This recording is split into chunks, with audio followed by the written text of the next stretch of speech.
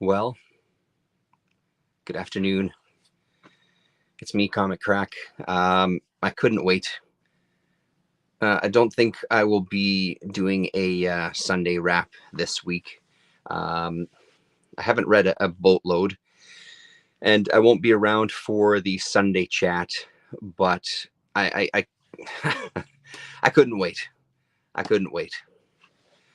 So this is the Jim Woodring Beautiful Spring Day collection here that recently, hello Rasa, how are you? That recently came out from Fantagraphics. I had hummed and hawed about it. It was a bit pricey online. So I reached out to my comic shop. Well, not my comic shop, but 204 Comics, one of our local shops here. With Comic Factory closed, I'd reached out to 204 about a couple of books to see how willing or able they were to pre-order or get some special things in for me.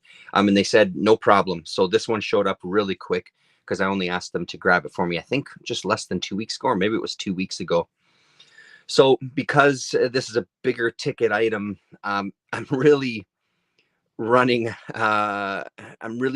out of stuff to sell to get these things, but I did manage to put together some books. I had almost a full short box of comics that I brought into them, and just to see, hey, will you buy these? Can I use them as trade? You tell me what I can do with these books to offset the cost of this. So I got to give 204 a huge shout out. Bobby and Ashley there are great guys. They've got a YouTube channel, 204 Comics. I'll try to remember to put a link in the video here as well. Recently, they did a kind of blog post about their experience with the bigger comic convention that's in town. They're really good guys.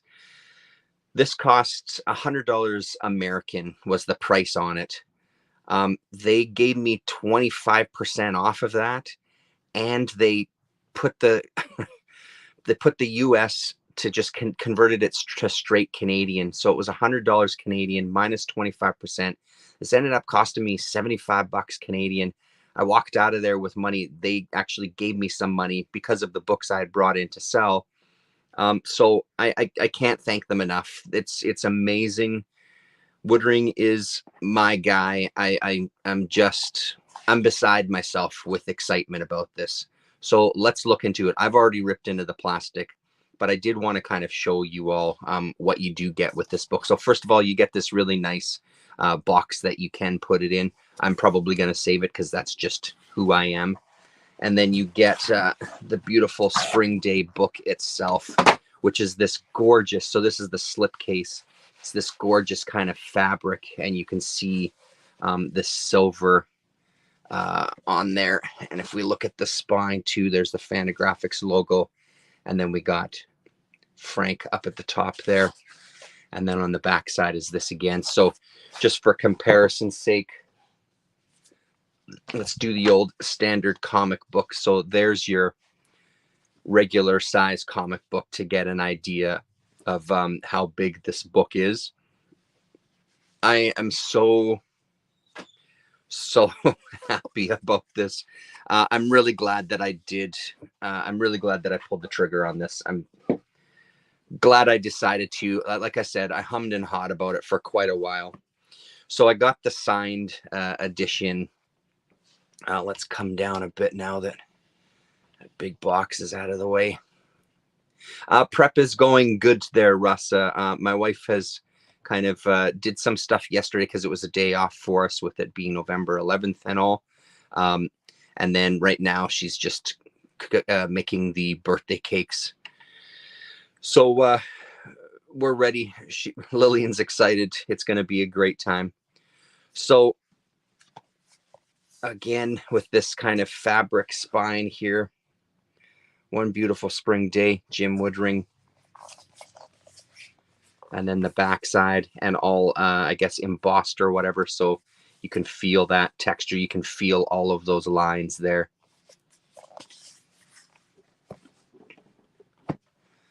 Let's open this sucker up. So there's the front end pages. It's beautiful. Oh, my God. I mean, I'm not going to have much to say about this specifically, other than hearing me making happy noises, and because it's just stunning stuff. So with the signed edition, there's a little envelope in here. And I'll reach around the camera and try to pull this out so I don't cause any damage. Let's put this out of the way. It's true, Rasa, like there's really a lot of good stuff out there these days.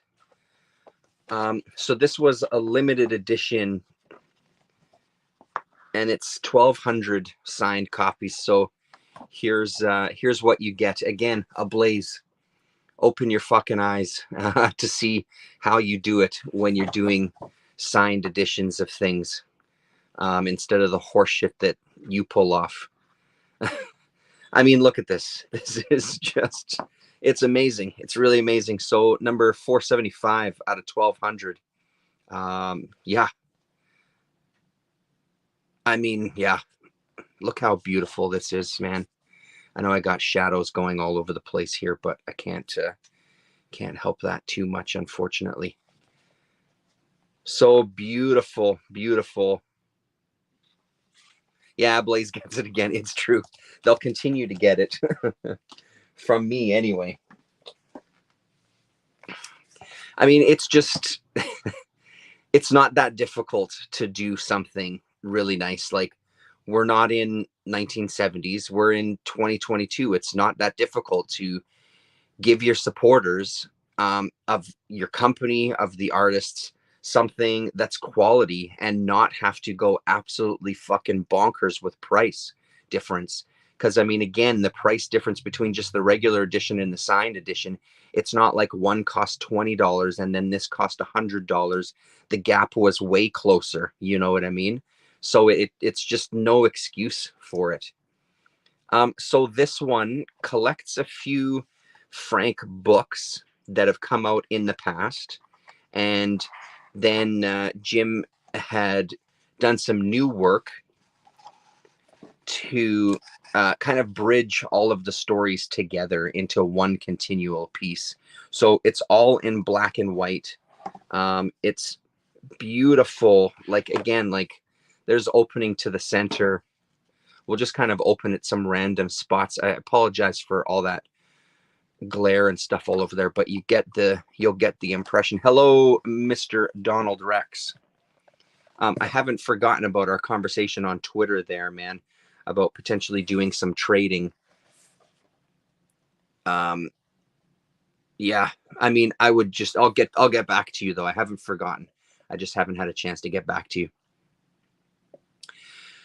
So that's the story with this, that it's these various Frank books, and then Fran, which is this character here, and him just kind of putting them into one continuous kind of piece with the new additions. There's nothing in the way of a write-up inside here, which is a minor, again, a very minor critique. I would have loved, even if it was just a couple of paragraphs on one page of, you know, kind of talking about this from him, some note from him. But again, by no means does that ruin anything. And this lays really nicely, you know, especially when you get some of these bigger things. There is a bit of gutter loss in there for sure, but considering how bad it could be, this is nothing to sneeze at. I cannot wait to sit with this. I'll probably sit with it later tonight and just kind of pour over it. Have to set myself up a nice table like this. Pupshan Pushpaw again. Let's go to some of the back. Let's go further on in the story here.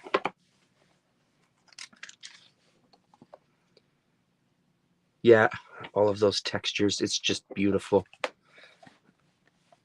Yeah, unreal. So like I was saying before, though, because I'm getting to a point where I don't have much more to sell from my collection, or at least it was really difficult looking through the cabinets last night.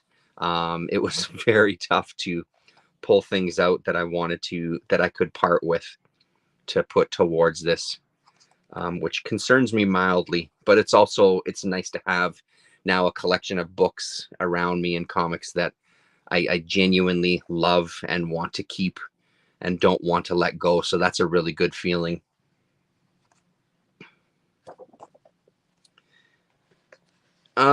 Yeah, so I won't show you too much more here. Like I said, not much to say about this one, but there's a good taste of what you're getting.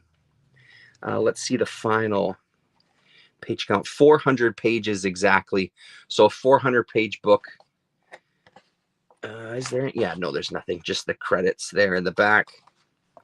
And then our final end papers. Beautiful, beautiful color. So there we have it.